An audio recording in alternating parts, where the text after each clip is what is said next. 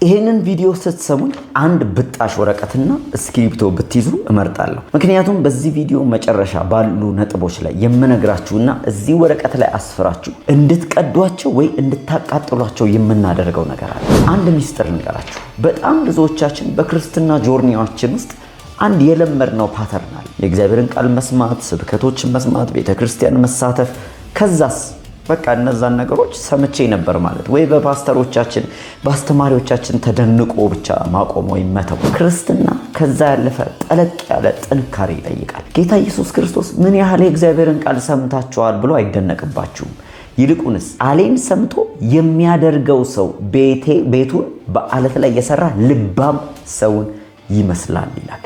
ቀጥሎ የምነግራችሁ እነዚህ 5 ነገሮች በጣም ማንዳቶሪ የሆኑ ቤዚክ የሆነ ክርስትና ላይ አስፈላጊ የሆኑ በረከታችን ደግሞ እዛ ውስጥ የታጨቁ እነዚህ ነገሮች ግን ሁል ጊዜ የምንሰማቸው ነገር ግን በህይወታችን ላይ የማናደርጋቸው እውነታዎች ናቸው። እርግጠኛ ነኝ እነዚህን 5 እውነታዎች ፊት ለፊታችሁ አምጥቼ ስነግራችሁ ለካ ለዚህ ነው እኔም እኮ እንደዚህ ነኝ እንደምትሉ አልጠራጠርም። ስለዚህ ቀጥሎ ያሉት እነዚህን 5 እውነታዎች ጌታ ኢየሱስ ክርስቶስ ደጋግሞ ያስተማራቸው በክርስትና ውስጥ ወሳኝ የሆኑ እውነቶች ነገር ግን እኛ እየታዘዝናቸው ያልሆነ ስለማንታዘዛቸው ደግሞ በእግዚአብሔር ቃል ውስጥ በመታዘዝ ውስጥ የሚገኘውን በረከት እያጣን እንደሆነ እንድታውቁ ፈልጋለሁ። ዝግጁ ከሆናችሁ አሁኑኑ ይህንን ቪዲዮ ላይክ በማድረግ የሚቀጥሉትን ደቂቃዎች ግን ለመስማት ሳይሆን ለመታዘዝ እንድትሰሙ አሳስባችኋለሁ። ዝግጁዎች ናችሁ?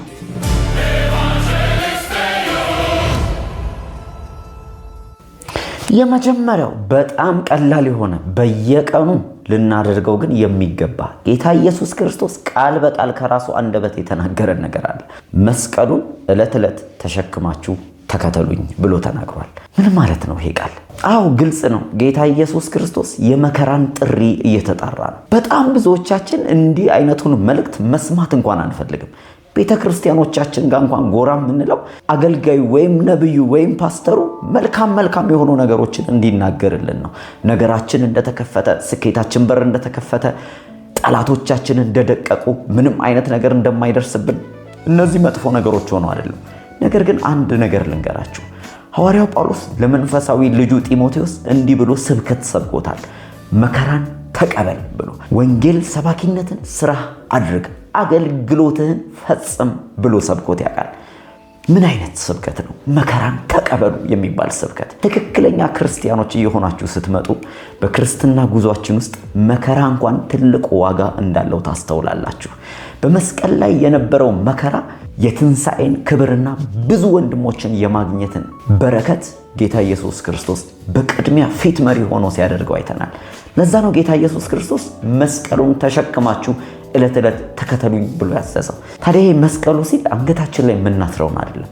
ይልቁንስ ስለ ወንጌልና ስለ ኢየሱስ ክርስቶስ ስንል የምንከፍለው የመስቀል መስዋዕትነት ነው። ማለትም ከዛሬዋ ቀን ጀምሮ ወንጌልን ለሰዎች ለማድረስ መጣር ስትጀምሩ፣ በቅድስና ለመኖር ዓለምን ሪጀክት አድርጋችሁ አልፈልግም፣ ጥቅማጥቅማን፣ ቁሳቁሷን፣ ኃጢአት እምቢ ማለት ስትጀምሩ እውነተኛ የክርስትና መስቀል መሸከም ትጀምራላችሁ። በግልጽ ይናገራል መጽሐፍ ቅዱስ ላይ በእውነት ክርስቶስ ኢየሱስን እየመሰሉ ሊኖሩ የሚወዱ በሙሉ ምን ይላሉ?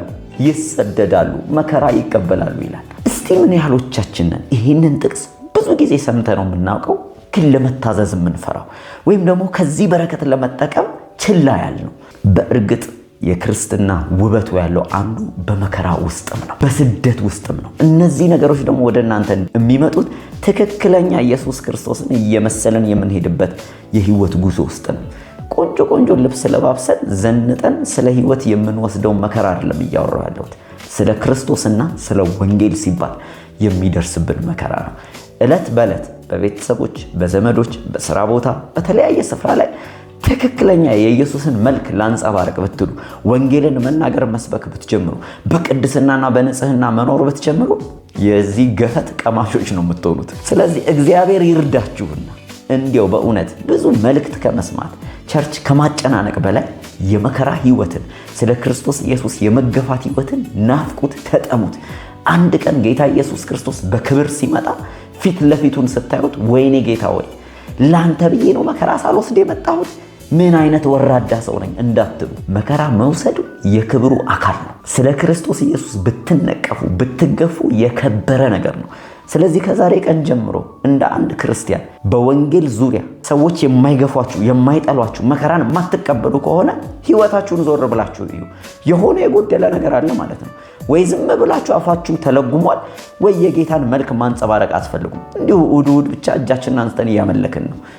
በኢየሱስ ከእንደዚህ አይነት የኑሮ ስታንዳርድ ውጡና ወደ ትክክለኛው ወደ ክርስትና ጉዞስ መራመድ ይሁንልን። እንግዲህ እስካሁን መልእክቴን እያዳመጣችሁ ከሆነ ጠለቅ ወዳለ እውነት እየገባችሁ ትክክለኛ ክርስትና መልእክት እየሰማችሁ እንደሆነ እርግጠኛ ነኝ። አይ ነው አሁን እኔ መከራ ተቀበሉ ምናምን የሚለው መልእክት ትንሽ እንግዳ መልእክት ይመስላል። እናንተ ግን እስካሁን እየሰማችሁ ነው። የሚቀጥሉትን ነጥቦችም ቀጥላችሁ በደንብ ስሙ። ሁለተኛው በጣም የተገፋ ከቤተ ክርስቲያን የተረሳ ነገር ግን በየቀኑ ሲምፕሊ የሚሰበኩ ነገሮች፣ እኛ ግን በህይወታችን ያልተለማመድነው አንድ ነገር ቢኖር ይሄም ትክክለኛ የአንድ ክርስቲያን መታወቂያ የሆነው እርስ በእርስ መዋደድ ነው። አሁንም ኢየሱስ ክርስቶስ በራሱ አንደበት ያለውን ልንገራችሁ። ዮሐንስ ወንጌል ምዕራፍ 13 ቁጥር 34 ላይ እርስ በእርሳችሁ ብትዋደዱ እንደወደድኳችሁ እናንተ ደግሞ እርስ በእርሳችሁ ትዋደዱ ዘንድ አዲስ ትእዛዝ ሰጣችኋለሁ። በሌላ ስፍራ ላይ ደግሞ እርስ በእርስ በመዋደዳችን በውጪዎች ዘንድ እንደምንታወቅ በግልጽ ጌታ ኢየሱስ ክርስቶስ ተናግሯል። የጌታ ትእዛዝ አንድ ነው። በጣም ወሳኝ ትእዛዝ ነው። እርስ በእርሳችሁ ተዋደዱ። አንድ ክርስቲያን የሚታወቀው በየሰንበቱ በለበሰው ጥሩ ቆንጆ ከረባት ሱፍና ቆንጆ ቀሚስ አይደለም፣ ወይም ደግሞ በሰበብ አስባቡ እንዲሁ ኢየሱሴ ምናምን በማለቱ አይደለም፣ ስሙን በመጥራቱ አይደለም።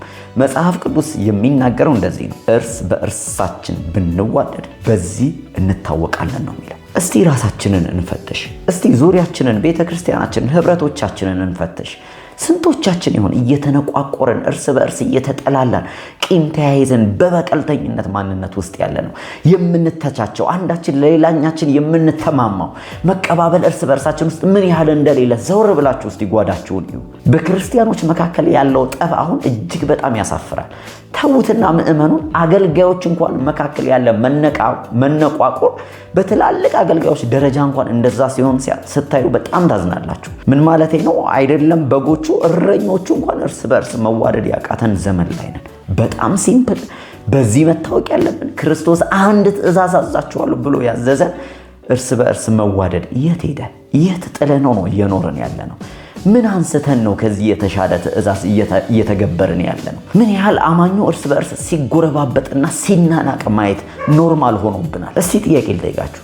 እናንተን የሚያውቋችሁ ሌሎች አህዛቦች እርስ በእርሳችሁ በመዋደዳችሁ ከዛሬ ጀምሮ መታወቅ ያለብኝ እኔ ብላችሁ ልትወስኑ ይገባል። ይህንን ቃል ዛሬም ሰምታችሁት እንድታልፉ ሳይሆን እንድትወስኑ ነው የሚፈልገው። እግዚአብሔር ሆይ እርዳኝ፣ ወንድሜ እህቴን መውደድ የምችልበት መለኮታዊ የእግዚአብሔር ጸጋ በእኔ ህይወት ላይ ይለቀቅ ብላችሁ ወስኑ። መጽሐፍ ቅዱስ እኮ በግልጽ ይናገራል። የሚያስደነግጥ ቃል አለ። ወንድሙን የሚጠላ ነፍሰ ገዳይ ነው ይላል። ነፍሰ ገዳዮች ደግሞ የእግዚአብሔር መንግስት አይወርሱም።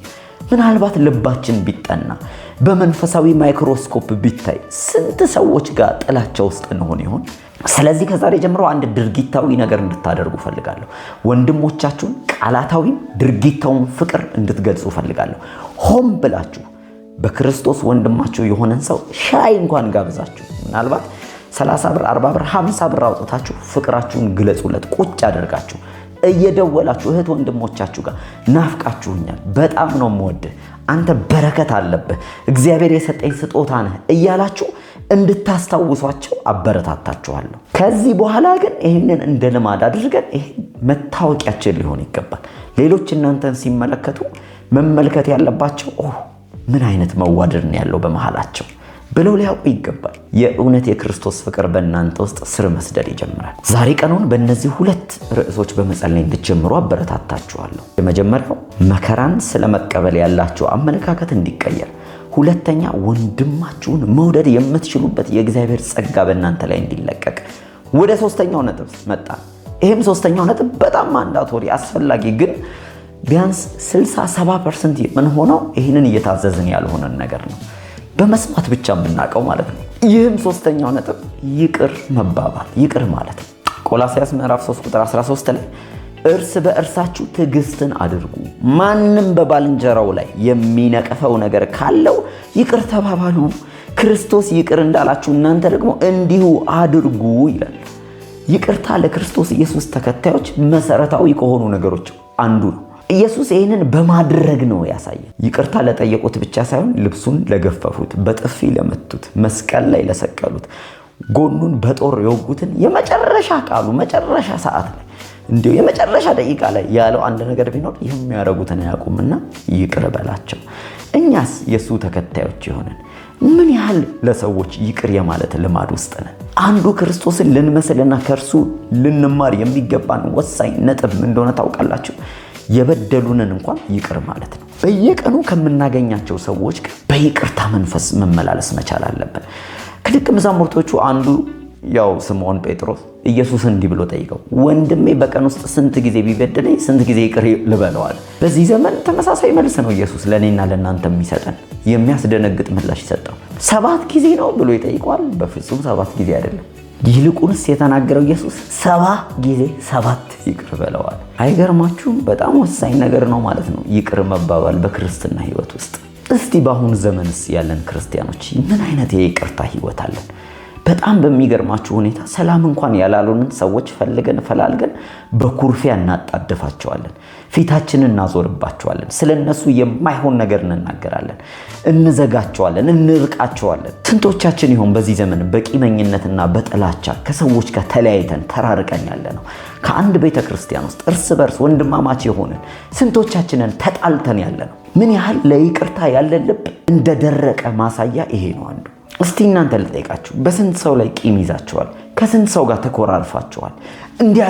እንዲያደረገኝ ብላችሁ ስንት ሰው ዘግታችኋል? ምን ያህል ለጌታ ለመታዘዝ ያለን አመፀኝነት ስር እንደሰደደ ማሳያ ነው። ጌታ ግን እንዲህ ይላችኋል፣ ይቅር ተባባሉ። ዛሬ አንድ ድርጊታዊ ነገር እንድታረጉ ፈልጋለሁ። ቁጭ ብላችሁ በልባችሁ አንዳች የያዛችሁባቸውን ሰዎች ዝርዝራቸውን መጻፍ ጀምሩ። ምንም አይነት ዘመድ ሊሆን ይችላል፣ ቤተሰብ፣ ጓደኛ፣ ማንም ሰው ሊሆን ይችላል።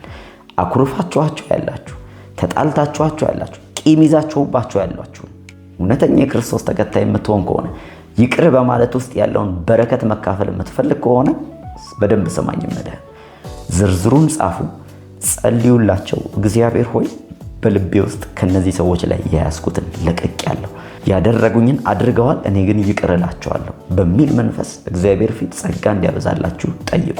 ከዛስ ቀላል ደውሉላቸው፣ ወይ ቴክስት ጻፉላቸው፣ ወይ አገኟቸው። ስጦታ ይዛችሁላቸው እንዲሁም ሄዱ። በእናንተ ህይወት ላይ የሚለቀቀው መንፈሳዊ ኃይል ታዩታላችሁ። እንዴት እግዚአብሔር በእናንተ ውስጥ የሚያስቀምጠው የነፃነት የምህረትን መንፈስ ታስተውላላችሁ። ክርስትና የሚኖር የሚጨበጥ ነው እንጂ እንዲሁ እየሰማን የማይዳሰስ ነገር እየተረማመድን ምን ሄደው አይደለም። ይቅር ባለ ማለት ውስጥ የምትታሰሩት እናንተ ናችሁ። ስለዚህ ነፃ መውጣት ያለባችሁ እናንተ ናችሁ። አሁኑ ይቅር ብላችሁ ነፃ ወጡ። ስንት ሰው ያደርገዋል? እስቲ ይሄንን እርግጠኛ ነኝ እንደምታደርጉት። አራተኛው ነጥብ ጋር ደረስን። ለዚህ ነጥብ ነው ወረቀት አዘጋጁ ብያችሁ የነበረው። ዝግጆች ናችሁ? አራተኛው ነጥብ ላይ ክርስቶስ ኢየሱስ አሁንም በአንደበቱ ያዘዘን፣ መጽሐፍ ቅዱስ ላይ ደግሞ ተደጋግሞ ጌታ የሚናገረን ነገር አለ። አትጨነቁ። ማቴዎስ ወንጌል ምዕራፍ 6 ቁጥር 34 ላይ ነገ ለራሱ ይጨነቃልና ለነገ አትጨነቁ፣ ለቀኑ ክፋቱ ይበቃዋል አለ ኢየሱስ። ኢየሱስ አንድ ነገር አታደርጉ ብሎ እናንተ የምታደርጉት ከሆነ አለመታዘዝ ነው፣ ኃጢአት ነው።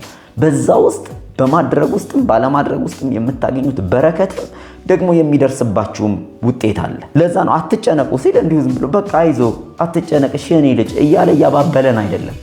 በመጨነቅ ውስጥ የሚመጣ አደገኛ ስር የሰደደ ነገር ስላለ ነው። ለምሳሌ ታውቃላችሁ፣ በጣም አብዛኛው በሽታ ከጭንቀት ጋር የሚያያዙ እንደሆነ አውቃለሁ። በእርግጥ እንደ ማህበረሰብ ይህ ቃል አትጨነቁ የሚለው ቃል ምንም የሌለበት ሰው የሚለው ምናምን ነው የሚመስለው።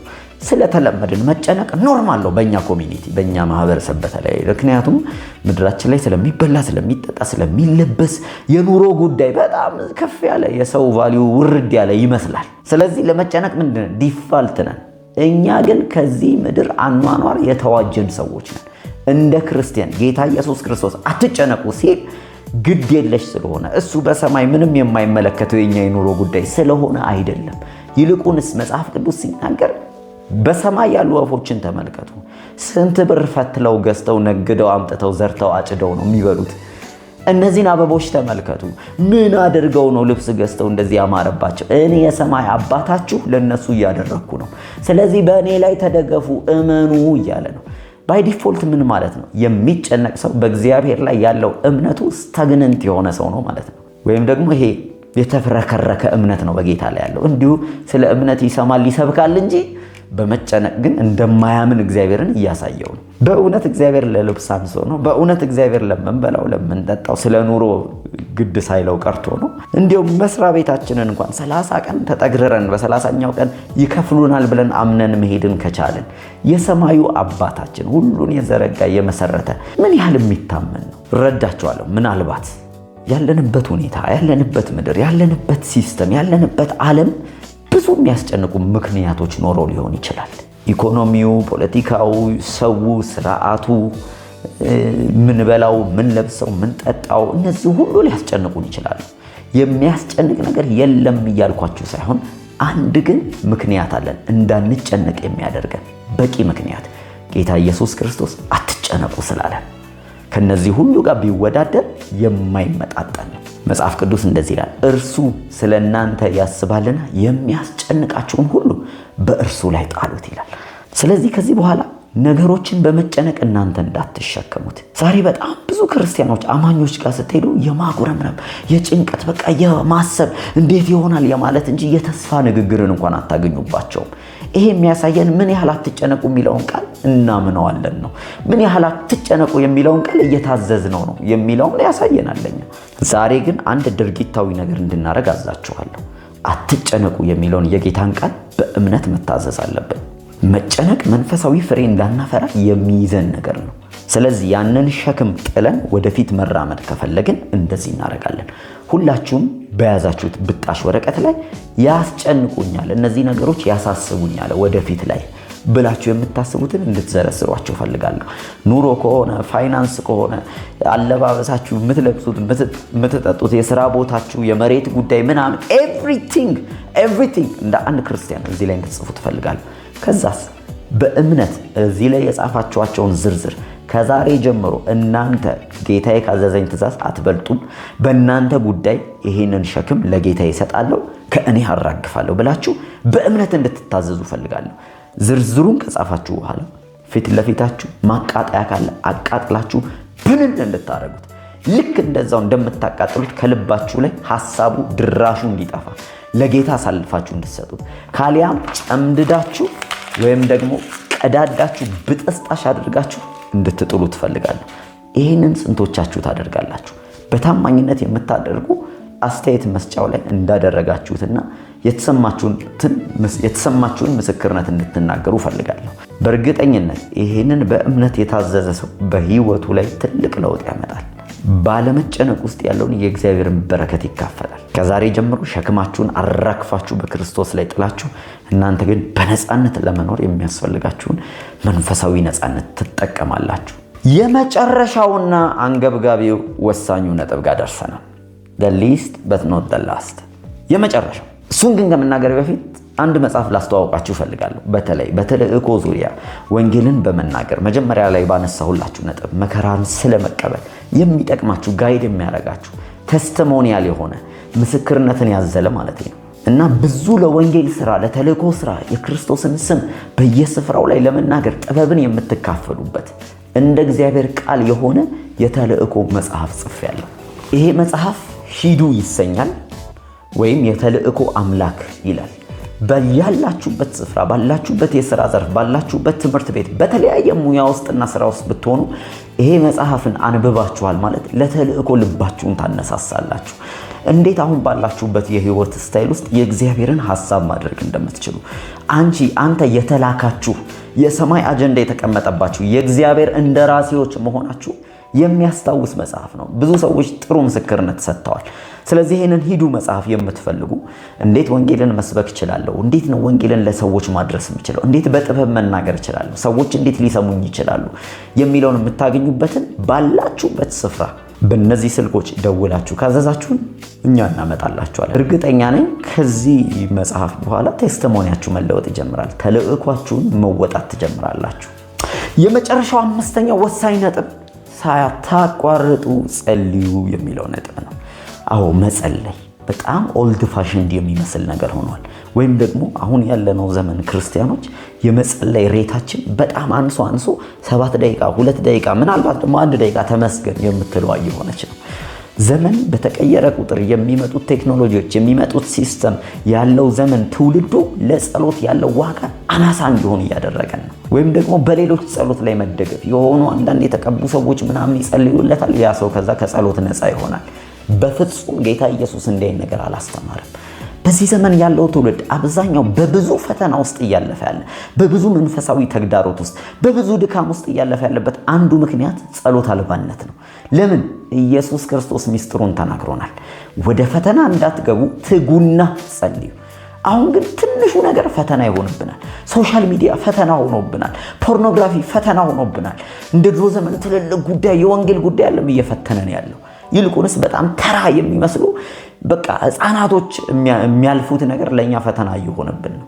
ለምን ሲባል የጸሎት ህይወታችን ተመቷል። በግል ህብረት ከጌታ ጋር ማድረግ ደካማዎች ነን። ለጸሎት ያለን አተያይ ቫልዩአችን፣ እሴታችን የወረደ ሆኗል።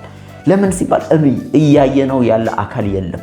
በጸሎት የበረቱ ሰዎች የድሮ ሰዎች እየሆኑ ነው። ጸሎት ግን ለአንድ ክርስቲያን ማንዳቶሪ ግዴታ የሆነ ነገር ነው እስኪመስል ድረስ ኢየሱስ የሚያደርገው እንድናደርገውም የመከረ። ቁጭ ብላችሁ አብዛኛውን የኢየሱስን ህይወት ብታጠኑ ፓተርን በየጊዜው የሚያደርገው የማይቀይረው አንድ ነገር ቢኖር የጸሎት ላይፉ ነው።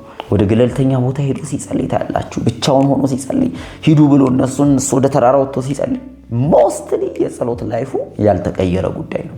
እንዲሁም ጌታ ስለ ቤተ መቅደሱ ሲናገር ምንድን ነው ያለው?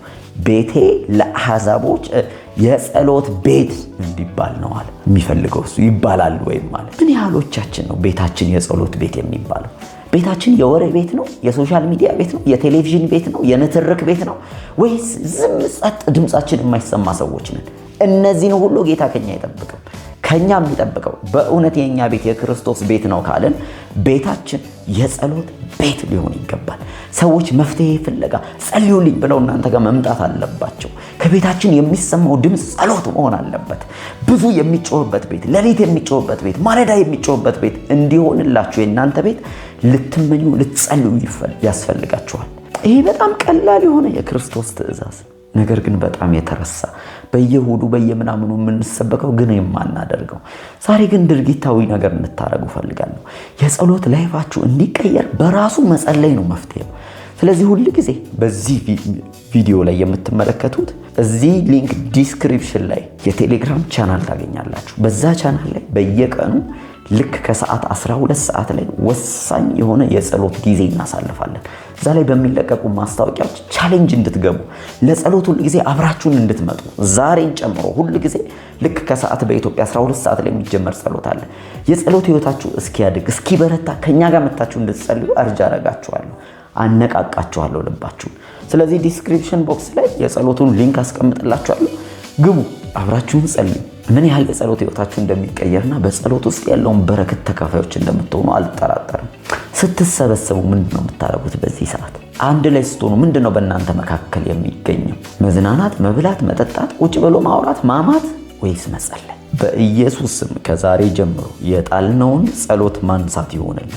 ወደ ቀድሞ ፍቅር መመለስ ይሆንልን። በየጓዳችን አጥብቀን ጌታን የምንፈልግ ከእግዚአብሔር ጋር ህብረት የምናደርግ እንሁን። አስተውሉ፣ ለመጸለይ የበለጠ መጸለይ ነው መፍትሄው። ወደ ፈተና እንዳትገቡ ትጉና ጸልዩ። ጸሎት ባቆማችሁ መጠን የበለጠ ፈተና ውስጥ እየገባችሁ ነው። ከፈተና ማውጫው ጸሎት ነው። አምናለሁ ይሄ ቪዲዮ ጠቅሟችኋል። በእርግጠኝነት ምንም የምጠራጠረው ነገር የለም። የጠቀማችሁ ለሌላ ሰው እንዲጠቅሙ ሼር አድርጉት። አሁን ሌላ ጊዜ እንዳትወስዱ። በተረፈ እንደተጠቀማችሁ የተጠቀማችሁን ቴስቲሞኒ አስተያየት መስጫ ላይ ብታስቀምጡ ሌላው ሰው የእናንተን አስተያየትም አንብቦ ይማራል። በዚህ ዘመን በመጨረሻው ዘመን እንዲህ አይነት ባሉ ቪዲዮዎች ራሳችንን እያደስን እንደ እግዚአብሔር ቃል ለመኖር እየታገልን ከኃጢአት ጋር ከዓለም ጋር እያሸነፈን እንድንቀጥል ይሄ ነገር ማድረጋችሁ በጣም ይጠቅማል። ደግሞ ለኔም ጸልዩልኝ። ወደ እናንተ እነዚህ ነገሮች አዘጋጅቼ ስመጣ በትጋት እንዳገለግላችሁ፣ በጽናት እንዳገለግላችሁ፣ እግዚአብሔርን በመፍራት በታማኝነት አገለግላችሁ ዘንድ በቤቴ በጓዳዬ እግዚአብሔር ነገሮችን ኮንትሮል እንዲያደርግልን በእግዚአብሔር ጸጋ እንድንቀጥል ጸልዩልን። በተረፈ በጣም ነው የምወዳችሁ። ጥሩ ጊዜ ስላሳለፍኩኝ ከእናንተ ጋር ደስ ብሎኛል። አመሰግናለሁ።